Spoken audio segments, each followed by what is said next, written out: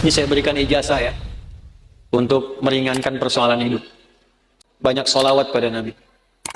Allahumma salli ala Sayyidina. Banyak solawat pada Nabi. Itu orang yang sering solawat pada Nabi, salah satu faedahnya, insya Allah dimudahkan urusan hidupnya. Solawat, banyakin solawat. Solawat. Dengan rasa cinta. Walaupun sekedar solawat pun Allah berikan jawaban. Ini saya tanya nih, kita istighfar sendiri sama Allah, astagfirullahaladzim, dengan kita berwasilah menggunakan solawat, kira-kira mana yang paling utama? Tapi jangan tebak-tebakan. Mana yang paling utama? Gini. Dua-duanya utama. Tapi kalau kita mau dilihat, mana yang paling berpotensi diterima, itu solawat. Mana yang paling berpotensi diterima, itu solawat. Kenapa? Kalau kita istighfar langsung kepada Allah, ya Allah, ampuni dosa saya. Bagus, langsung hubungan. Tapi Allah masih melihat ketulusan hati kita. Karena ada yang istighfarnya cuma di lisan, gak nyampe ke hatinya. Contohnya habis sholat tuh, banyak yang saya perhatikan seringkali istighfarnya di lisan aja. Astagfirullah, astagfirullah, melihat handphone, astagfirullah. Update status sambil astagfirullah itu. Sambil kirim WA. Itu cuma di lisan, belum tentu diterima. Tapi kalau Anda bersolawat pada Nabi, atas dasar cinta Allah kepada Nabi, walaupun Anda belum tulus salawatnya baru keluar dari lisan, Allahumma sholli ala sayyidina Muhammad, tapi karena kalimat itu keluar menggunakan nama Nabi dan dengan cinta Allah kepada Nabi, dapat Anda 10 kebaikan. Apa dalilnya? Man shalla alayya salatan wahidatan sallallahu alaihi asyra salawat. Siapa yang salawat kepadaku, Nabi nggak sebutkan. Mau salawatnya khusyuk, mau biasa-biasa, penting keluar kalimat salawat, maka dibalas oleh Allah 10 kebaikan. Nah, di antara kebaikan yang Allah berikan itu ada rahmat di dalamnya. Ditemukan di mana? Di Quran surah kedua, di ayat berapa? 157. Al-Baqarah ayat 157. Bunyinya bagaimana?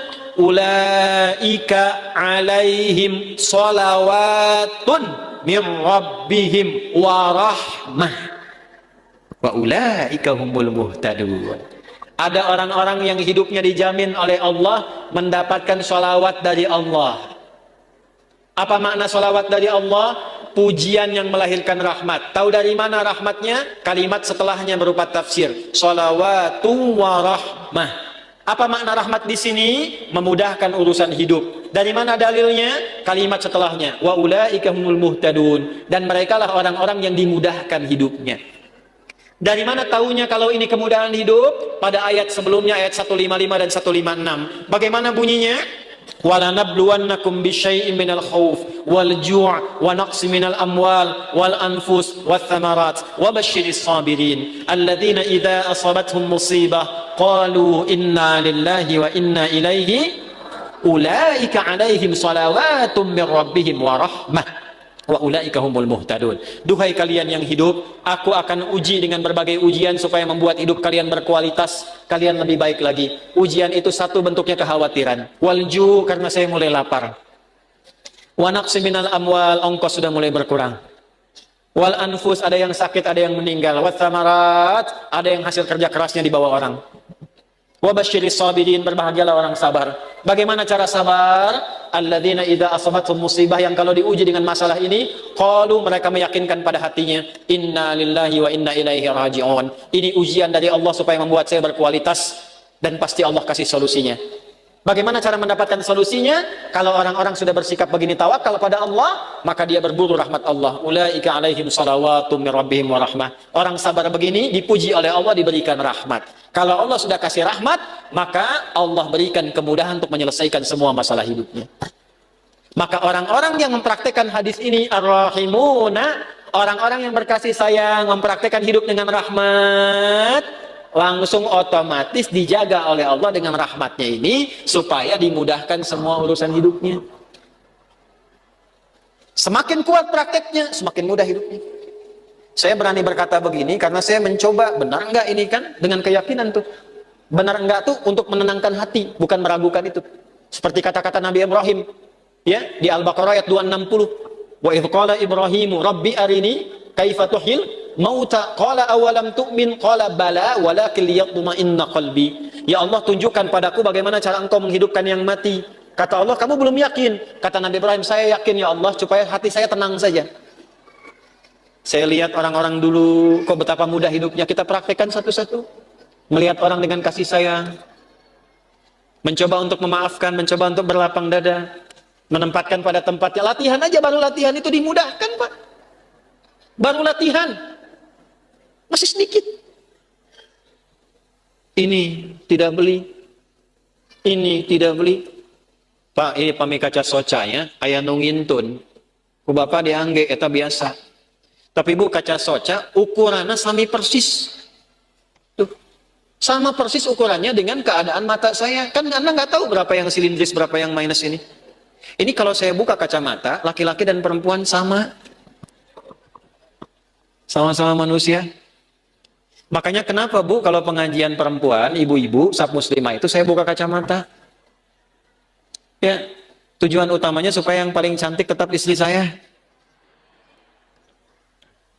Ya, ini sama ukurannya Pak, tuh persis. Setiap ada model baru datang ukurannya sama persis. Dari mana? Siapa yang pernah ngecek mata saya? Ini dapat hadiah juga, Allah kasih baju, kos kaki sampai ke sepatu. Cuman modal satu hadis ini teh, hadis. Cuman modalnya yakin punya Allah. Nah, eta teh modal yang paling utama tuh punya Allah. Sekarang banyak orang kekurangan itu. Jadi rasanya kurang merasa punya Allah. Coba tanamkan pada hati, saya punya Allah. Maka Anda tidak akan takut kehilangan jabatan, kalaupun harus jujur. Karena punya Allah. Qulillahumma malikal mulki tu'til mulka man wa tanzi'ul mulka mimman. Karena punya Allah jangan takut kehilangan harta kalau harus sedekah. Karena punya siapa? Allah. Makanya dekati Allahnya. Ittaqillaha haitsuma kunta. Wa atbil hasanata sayyi'atal hasanatan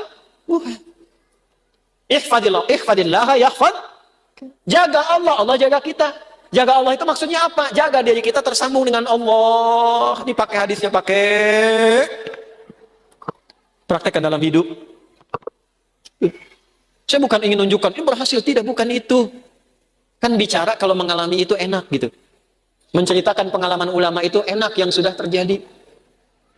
Dulu orang begini dijaga oleh Allah. Imam Nawawi itu selama hidupnya 99% makannya diantarkan oleh ayahnya. Makannya cuma sekali malam ba'da isya. Apa yang dimakan? Kue kering dengan zaitun. Minumnya sebelum subuh. Setiap hari sampai meninggal. Karena beliau meninggal duluan. Bapaknya baru meninggal 7 tahun setelah Imam Nawawi meninggal. Saking bapaknya ingin jaga anaknya terhubung dengan Allah. Makanannya dijaga. 1%-nya kalau diundang, ada jamuan dipastikan dulu halal. Nggak mau makan sendiri, yang lain diajak makan sama-sama. Imam Nawawi itu.